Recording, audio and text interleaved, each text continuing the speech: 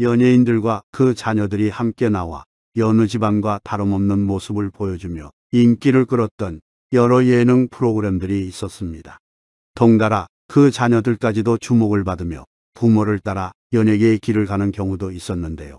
배우 조재현의 딸 조혜정 역시 그런 케이스였습니다. 조혜정은 드라마 우리들의 블루스로 5년 만에 안방극장에 복귀했습니다. 2018년 조혜정의 아버지인 조재현의 이성 범죄 논란이 일어난 이후로는 처음이었죠. 사건 당시 조재현은 활동을 전면 중단하고 모든 걸 내려놓겠습니다. 지금부터는 피해자분들께 속지 않은 마음으로 제 삶을 되돌아보는 시간을 보내겠습니다. 라고 사과했습니다. 이후 조혜정 역시 배우 활동을 하지 않았습니다.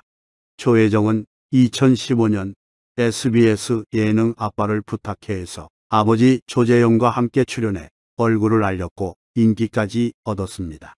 이후 처음이라서 주연을 맡았을 때도 조재현의 후광을 얻었다고 비난받은 바 있죠. 하지만 꾸준히 작품에 나오며 연기력을 쌓아왔습니다. 5년 만에 복귀해 네티즌들도 각양각색의 반응을 보였습니다. 몇몇 네티즌들은 다소 과격한 표현으로 비난하기도 했습니다. 그러나 이 같은 주장이 부당하다는 목소리도 높았습니다. 아버지의 일 때문에 조혜정의 활동까지 막는 것이 옳은가 하는 문제였죠. 한 네티즌은 조선시대 연좌제인가라고 비꼬기도 했습니다. 그러나 이만큼 딸에 대해서도 좋지 않은 시선이 이어지는 것은 조재현의 이미지가 바닥까지 추락했기 때문인데요. 그는 어쩌다 많은 인기를 끌던 톱배우에서 이렇게까지 몰락하게 된 것일까요? 시간은 2018년으로 거슬러 올라갑니다. 당시 과거 이성 범죄 피해 경험을 고발하는 운동이 한창 일어나던 중 조재현은 가해자 중 한 명으로 지목되었습니다. 배우 최율이 먼저 가해자로 조재현을 지목했습니다. 최율은 자신의 SNS에 조재현의 포털 사이트 프로필 캡처 사진과 함께 내가 너 언제 터지나 기다렸지. 생각보다 빨리 올게 왔군. 이제 겨우 시작. 더 많은 쓰레기들이 남았다. 내가 잃은 게 많아서 말은 못하지만 다 없어지는 그날까지 라는 글을 게재했습니다. 바로 다음 날 조재현은 입장문을 통해 사과를 전했습니다. 이런 와중에 조재현으로부터 피해를 당했다는 피해자들이 속속 나왔습니다. 그리고 전해지는 피해 사실은 너무도 끔찍했습니다. 억지로 스킨십을 한 것은 물론 중범죄로 느껴질 정도의 피해 사실도 많았습니다. 그러나 앞에서는 이렇게 사과를 전하고 조재현은 제보자 색출을 시도합니다.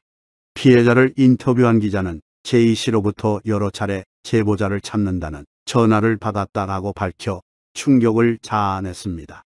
당시 기자는 보도가 나간 후 J씨가 기억이 전혀 안 난다며 자신과 특히 친했다는 한 스태프를 거론하며 이 사람이냐고 물었습니다. 라고 주장했습니다. 또한 그 사람이 아니라고 하자 그럼 누구냐 피해자에 대해 조금이라도 알려달라며 5차례나 전화를 걸었습니다. 라고 털어놔 많은 이들을 놀라게 했습니다. 그리고 이 J씨가 조재현이라고 밝혀지죠. 그런가 하면 한 피해자는 조재현이 며칠 지내보니까 내가 꼭 딸 같다. 그러니 뽀뽀를 해달라며 입술을 내밀었다라며 조재현이 억지로 했다고 범죄 사실을 폭로했습니다. PD수첩을 통해 영화배우 김기덕의 악행을 폭로하는 내용이 방류되었고 김기덕의 페르소나이자 친한 지인 조재현의 각종 범죄도 함께 보도되었습니다. 피해자들의 인터뷰 증언을 들어보면 둘 다 그야말로 끔찍한 인간 말종이라는 게 공통된 의견이었습니다. PD수첩의 2차 방송을 앞두고 김기덕은 PD수첩을 상대로 방송 금지 가처분 신청을 냈습니다. 하지만 법원은 프로그램의 내용을 허위라고 단정할 수 없고 공공의 이해에 관한 것으로 본다며 김기덕의 방송 금지 가처분 신청을 기각했습니다. 이 방송에서 연예기획사 직원이었다는 일반인 H씨는 10년 전 드라마 종파티라고 해서 참석했다가 그곳에서 처음 만난 조재현에게 피해를 입었다고 주장했습니다. H씨는 조재현 씨와 인사를 나눌 때 반갑습니다.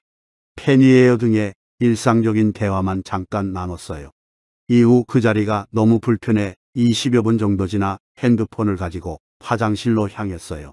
그때 순식간에 조재현 씨가 따라 들어왔어요 라고 당시 조재현이 가해를 시도했음을 폭로했습니다. 그리고 이어지는 피해 사실들은 조재현이 갖고 있던 이미지로는 도저히 상상할 수 없는 수준이었습니다. 이후 조재현의 변호인을 통해 근황이 전해지기도 했습니다. 변호인 측은 아직도 지방 모처에서 직거 중이다. 등산을 다니는 것 외엔 별다른 일을 하지 않는다. 그냥 말 그래도 직거다. 가족과도 왕래가 없다라고 밝혔습니다. 그리고 2009년 170억 원에 매입했던 건물을 2020년에 300억 원에 내놓았다는 소식도 전해집니다. 이렇게 아빠 조재현과 함께 방송에 나와 이목을 끌었던 조혜정도 여전히 대중에게 거부당하고 있습니다.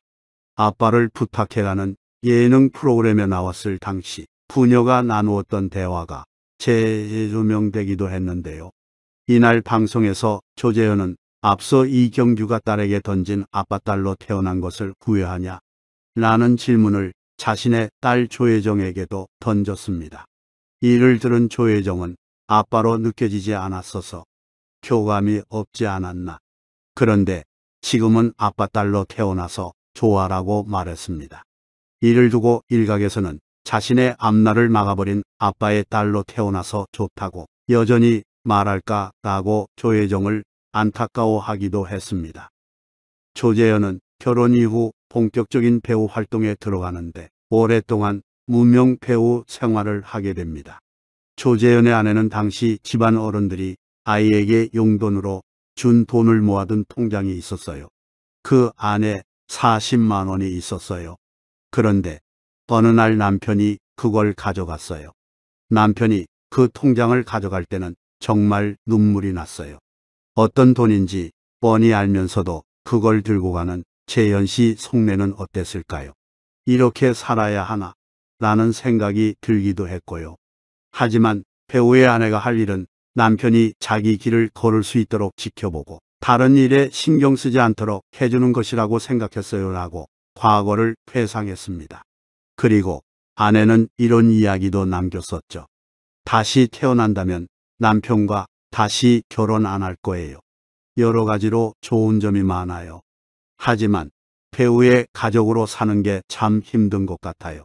이런 고백에 아내의 아픔이 고스란히 느껴지는 것 같습니다.